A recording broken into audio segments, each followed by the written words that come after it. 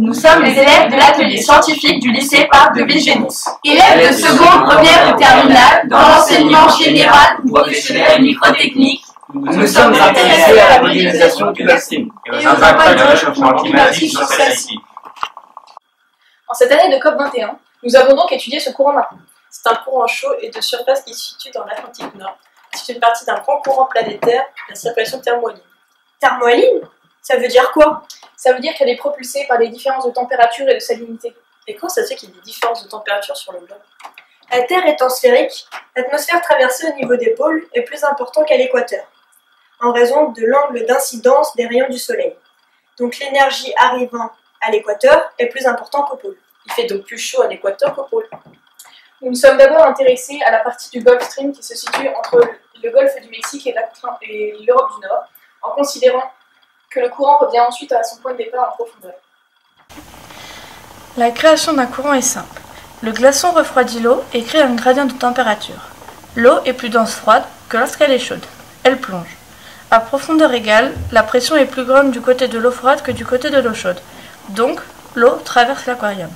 Ensuite, l'eau retourne à son point de départ, un courant s'est créé. C'est un échec. T'en penses quoi?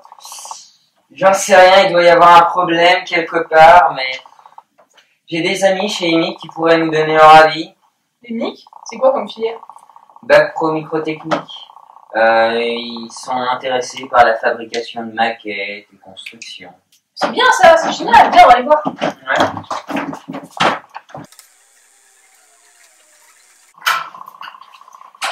Alors, Laure, de façon Valentin comme bonjour.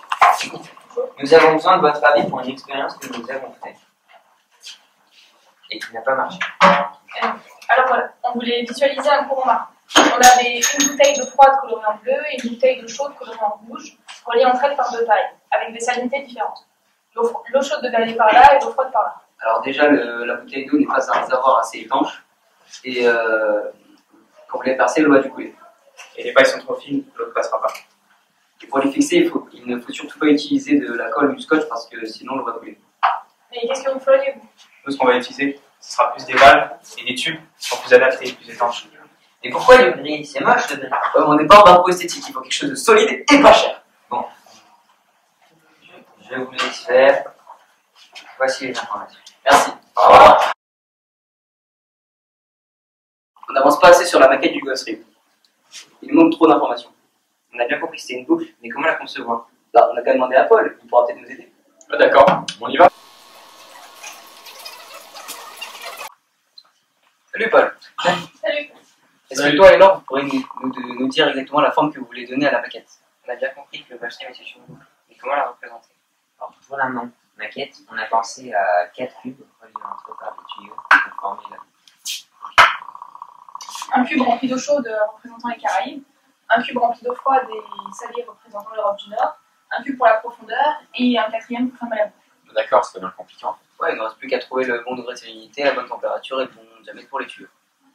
Regarde, avec des cartes de salinité et de température, j'ai trouvé sur le GolfStream 8 points qui me semblent être remarquables. C'est génial. On pourrait reporter ces points sur une ligne pour que ce soit plus facile de modéliser le GolfStream.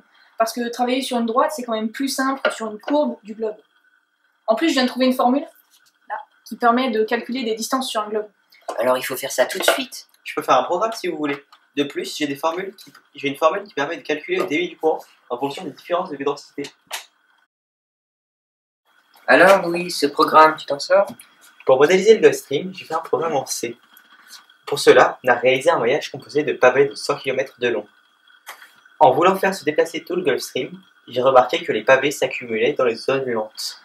J'ai donc modélisé une goutte d'eau qui se déplace dans l'océan. On cherche à savoir si le vent a une influence sur la circulation d'un courant marin. Les expériences d'IMIC nous laissent penser que le vent influence les couches d'eau superficielles de l'océan.